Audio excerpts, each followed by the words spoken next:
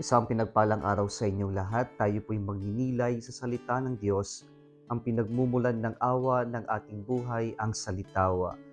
Today we are celebrating the solemnity of the body and blood of Christ, or Corpus Christi or Corpus Domini.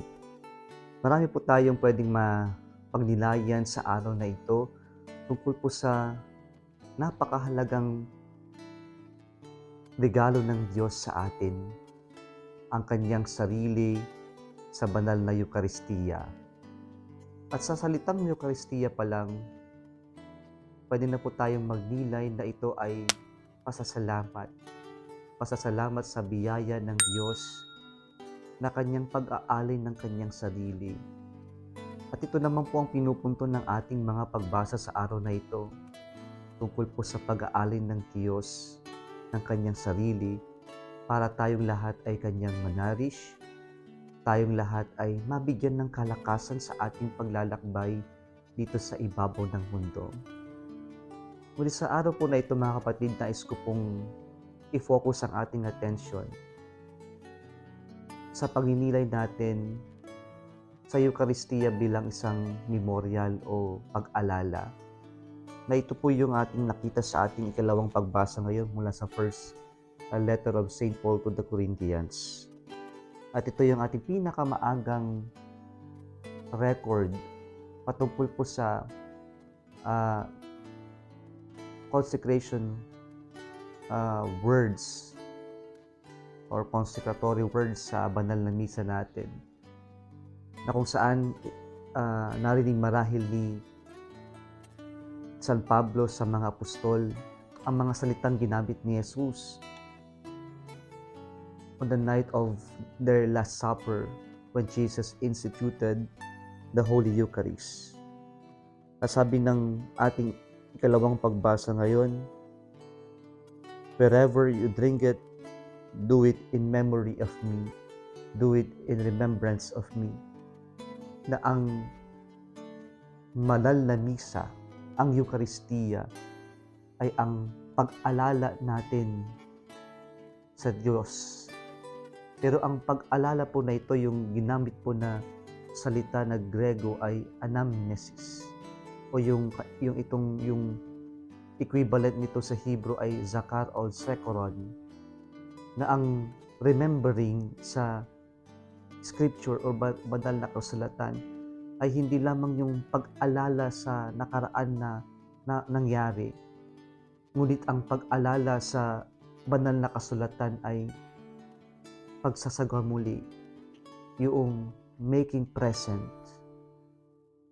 At ito yung ibig sabihin ng Eucharistia, na sa tuwing ipinagdiriwang natin ang Eucharistia, hindi lang natin binabalikan ang nakaraan, ngunit nangyayari muli mismo sa ating presensya ang pag-aalay ni Jesus ng kanyang sarili sa Kalbaryo. And so, in the Eucharist, as a memorial, we are actually encountering the Lord Himself. We are actually witnesses, participants of what happened at Calvary. Na kumbaga, nandoon tayo mismo saksi. We are also present as one of those people who witnessed the sacrifice of Jesus at Calvary. And so the Eucharist as a memorial is about presence. And presence in the Eucharist as a memorial, we are actually experiencing the real presence of God and receiving the real presence of God. Kasi ito mismo yung nangyari sa Kalbaryo. At ito ang ibig sabihin ng pag-alala, ng remembering. And so, the Eucharist as a memorial is not just looking back, but we are actually experiencing what happened at Calvary. And as we experience it, then we experience that the real presence of God, that we really encounter God in our midst. And so the challenge for us then is to really make ourselves present in the Eucharist, that we actively participate in the Mass, that we also give ourselves to the celebration. Our only response to the presence of God is also our present. Yung presence din natin, na nandun din tayo, nakikipagkaisa sa pagdiriwang natin, sa pag-aalay ni Jesus.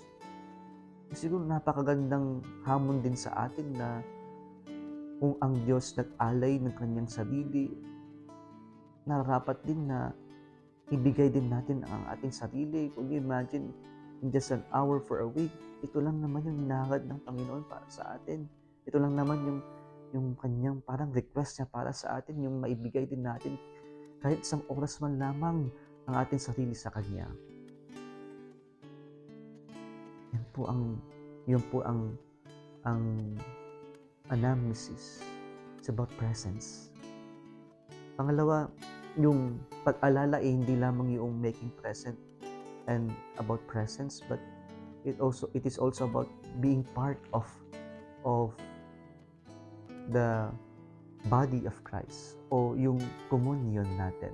Kaya yung salitang remember, okay? Parang bigyan natin ng syllable na remember, again, member.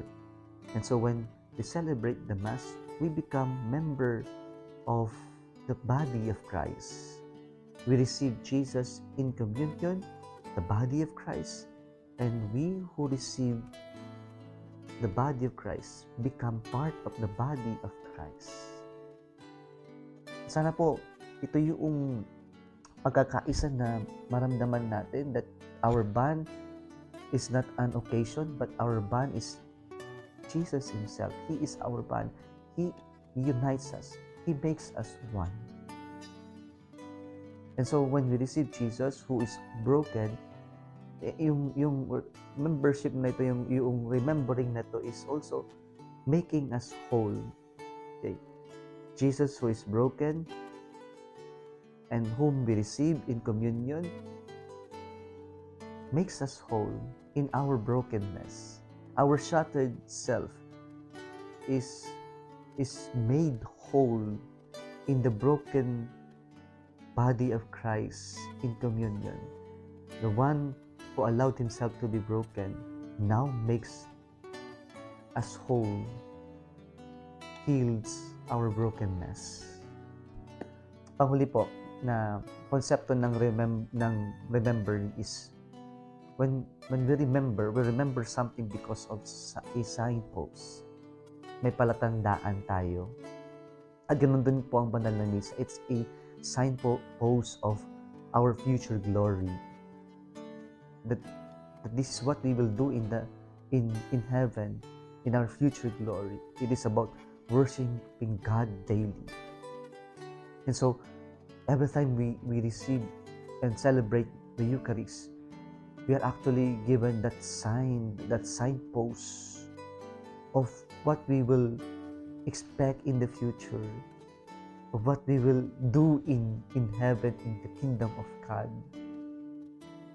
Kaya po ang banal na misa ay signpost na nagbibigay sa atin ng kalakasan upang sa ganon tayo ay mabigyan ng pag-asa na makita yung ating patutunguhan, our future glory.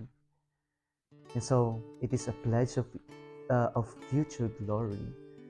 And hopefully, we would come to appreciate the Eucharist because we know that in heaven, this is what we will do.